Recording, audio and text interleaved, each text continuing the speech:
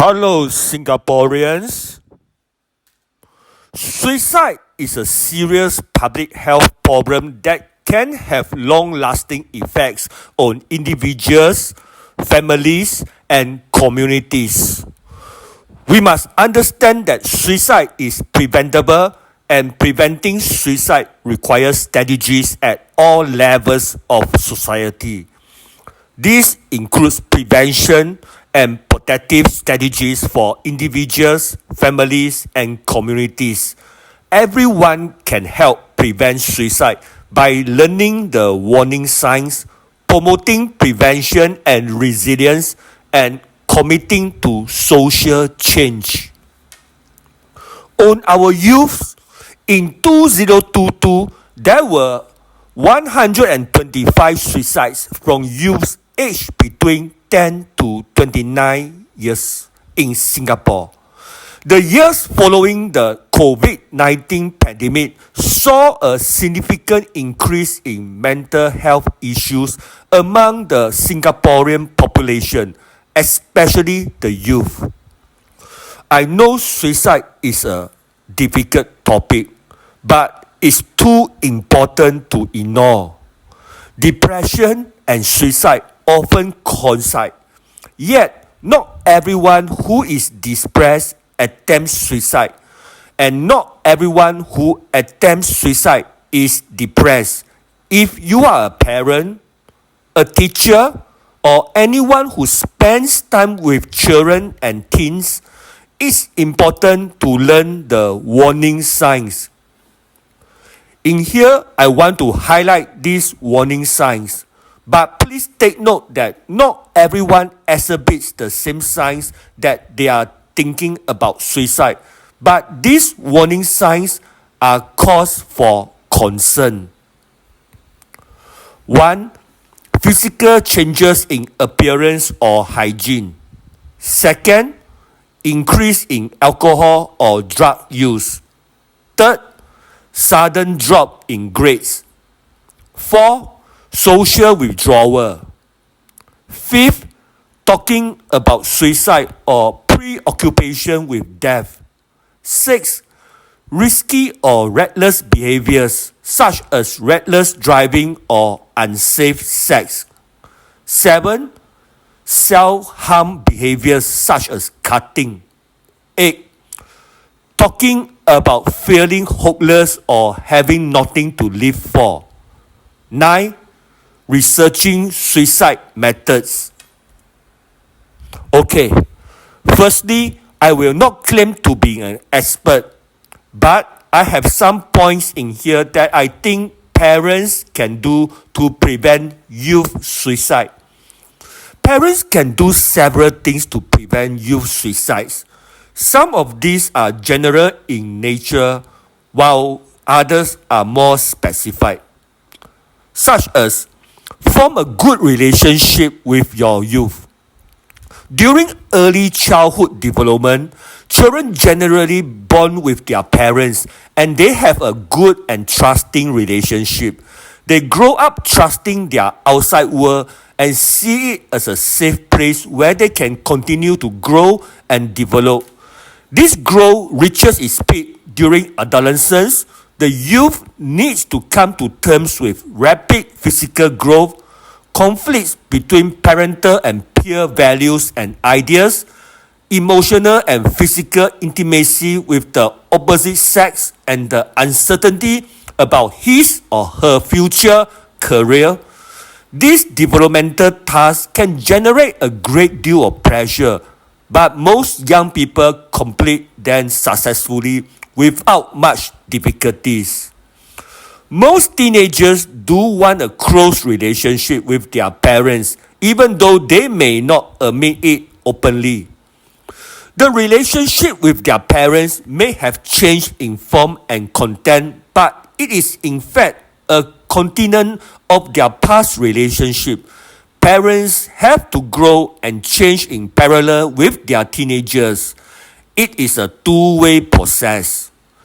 If the relationship is there, teenagers generally acknowledge and respect their parents' values and they want their advice and support.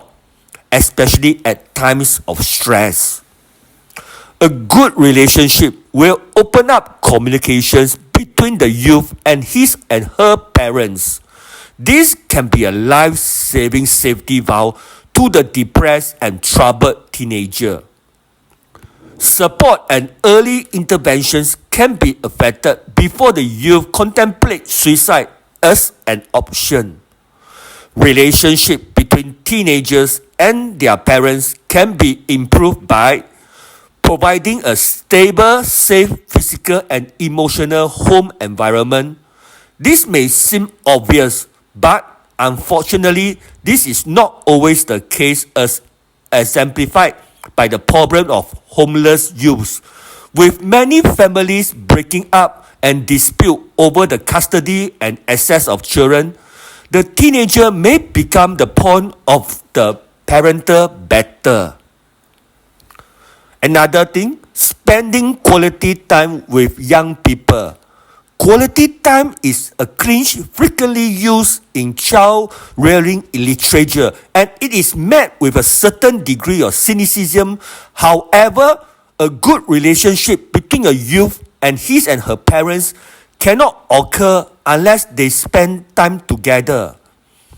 It is common to hear parents and teenagers talk about their constant arguments about everything. The amount of time spent in conflict is huge. Why not spend some of this time having fun together? Listening to teenagers, not only to what it is being said, but also to the covert messages. Teenagers commonly complain that their parents are keen to give advice, but they don't listen to their points of view.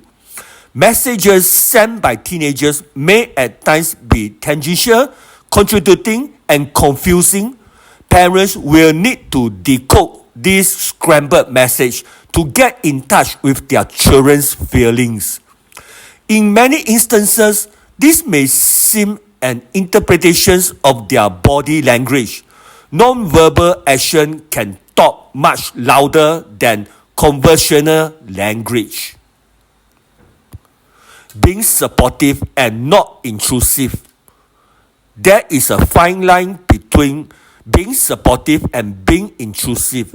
It is important for parents to acknowledge the upset and distress shown by their teenage children, but not integrating and demanding to know the secrets of their distress.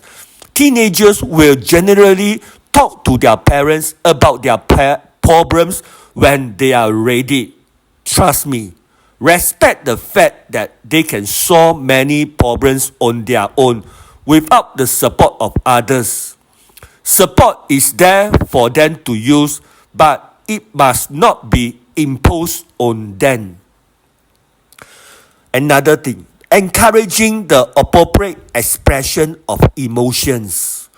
Many teenagers tend to either hide their emotions or they show them in an explosive manner, thus leading to their parents' comments about their moodiness.